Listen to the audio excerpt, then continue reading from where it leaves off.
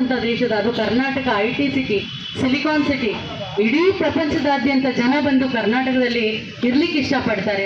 ಅಂತ ಒಂದು clean ಸಿಟಿಯನ್ನ clean ಆಗಿ ಇಡ್ಲಿಕ್ಕೆ ಅದಕ್ಕೆ ಕಾರಣಕರ್ತರು ನೀವೆಲ್ಲರೂ. ಅದನ್ನ ನಿಜವಾಗ್ಲೂ ಸರ್ಕಾರ ಅರ್ಥ ಮಾಡ್ಕೊಂಡಿದ್ರೆ ಇಷ್ಟೊತ್ತಿಗೆ ಬೇರೆ ನೀವು ಕೇಳಲಿಕ್ಕೆ ಮುಂಚೆ ನಿಮ್ಮ ಹಕ್ಕನ್ನ ಕೊಡ್ಬೇಕಾಗಿತ್ತು. ನೀವೇನು ಅತಿರೇಕವಾಗಿ ಏನು ಕೇಳ್ತಾ ಇಲ್ಲ. ನಮ್ಮ ಮೂಲಭೂತ ಹಕ್ಕನ್ನ ನಾವು ಕೇಳ್ತಾ ಇರೋದು, ಸಾಂವಿಧಾನಿಕವಾಗಿ ಬಂದಂತ ಹಕ್ಕನ್ನ ಕೇಳ್ತಾ ಇದೀವಿ.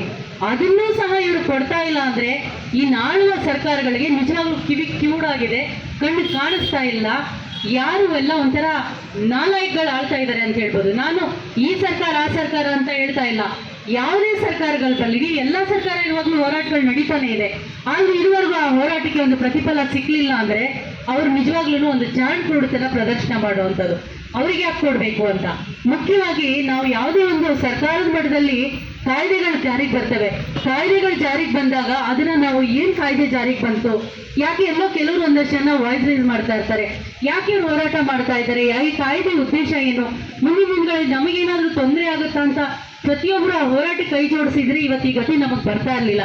ಯಾಕೆ ಹೇಳಿ, ಸರ್ಕಾರಿ ಡೈರೆಕ್ಟ್ ಆಗಿ ನಿಮ್ಮನ್ನ ಸರ್ಕಾರಿ ನೌಕರನಾಗಿ ನೇಮಿಸ್ಕೊಳ್ಬೇಕಾಗಿತ್ತು.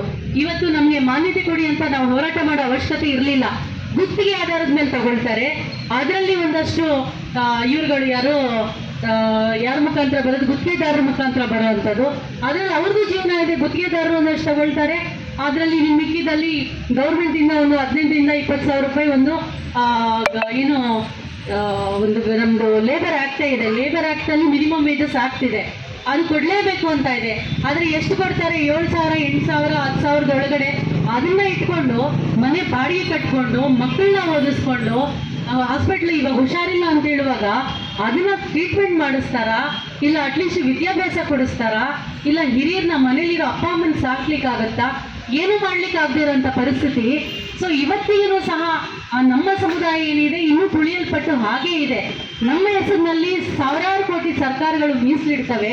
ಆ ಸಾವಿರಾರು ಕೋಟಿ ಬಂದು ನನ್ನ ಜನಕ್ಕೆ ತಲುಪ್ತಾ ಇಲ್ಲ. ಆ ಸಾವಿರಾರು ಕೋಟಿ ತಲುಪಬೇಕು ನಮ್ಮವರಿಗೆ ಅಂದರೆ ನಾವು ಪ್ರಜ್ಞಾವಂತರಾಗಬೇಕು, ನಾವು ಕಾನೂನನ್ನು ತಿಳ್ಕೊಳ್ಬೇಕು. ನಿಜವಾಗ್ಲೂ ಈ ಸಂಘ ಏನು ಕಟ್ಟಿದೆ, ಆ ಸಂಘದ ಉದ್ದೇಶ ಏನು ಹೋರಾಟ ಮಾಡ್ತಾ ಇದ್ದಾರೆ, ಎಲ್ಲ ನನ್ನ ಅಣ್ಣ ತಮ್ಮದ್ರು ಮುಂಚೂಣಿನಲ್ಲಿ ಈ ಹೋರಾಟದ ಚುಕ್ಕಾಣಿಯನ್ನು ಇಟ್ಕೊಂಡಿದ್ದಾರೆ. ಅವ್ರಿಗೆ ಇನ್ನಷ್ಟು ಬಲ ಬರಬೇಕು, ಇನ್ನಷ್ಟು ಶಕ್ತಿ ತುಂಬಬೇಕು. ಬಹಳ ಒಳ್ಳೆ ಉದ್ದೇಶ. ಯಾಕಂದ್ರೆ ನಾವು ತಾಯಿ ಅಟ್ಲೀಸ್ಟ್ ಒಂದು ಮಗು ಅಳ್ಳಿಲ್ಲ ಅಂದ್ರೆ ತಾಯಿ ಮಗುಗೆ ಹಸುವಾಗಿದೆ ಅಂತ ಹಾಲು ಕೊಡೋದಿಲ್ಲ. ಹಾಗಾಗಿ ಸರ್ಕಾರಗಳು ಸತತವಾಗಿ ಅವ್ರನ್ನ ಹೋರಾಟ ಮಾಡ್ತಾನೆ ಇರಬೇಕು. ನೀವು ನೋಡ್ತೀರ ಅವಾಗ ಎಷ್ಟು ಇವಾಗ ಬಿಸಿ ಊಟದ ಕಾರ್ಯಕರ್ತರು ಹೋರಾಟ ಮಾಡ್ತಾನೆ ಬಂದ್ರು ಸತತವಾಗಿ. ಒಂದು ಒಗ್ಗಟ್ಟಿದೆ, ಸಾವಿರಾರು ಜನ ಅಟ್ಲೀಸ್ಟ್ ಒಂದು ಇದನ್ನ ರಸ್ತೆ ಬಂದ್ ಮಾಡ್ತಾರೆ. ಅಂಗನವಾಡಿ ಕಾರ್ಯಕರ್ತರು ಹೋರಾಟ ಮಾಡಿದ್ರು, ಎಲ್ಲದಕ್ಕೂ ಒಂದು ನ್ಯಾಯ ಸಿಕ್ತು. ಹಾಗಾಗಿ ಅಷ್ಟು ವರ್ಷಗಳಿಂದ ನಡೀತಾ ಇರೋ ನಮ್ಮ ಹೋರಾಟಕ್ಕೂ ಸಹ ನ್ಯಾಯ ಸಿಗಬೇಕು ಅಂದ್ರೆ ಎಲ್ಲ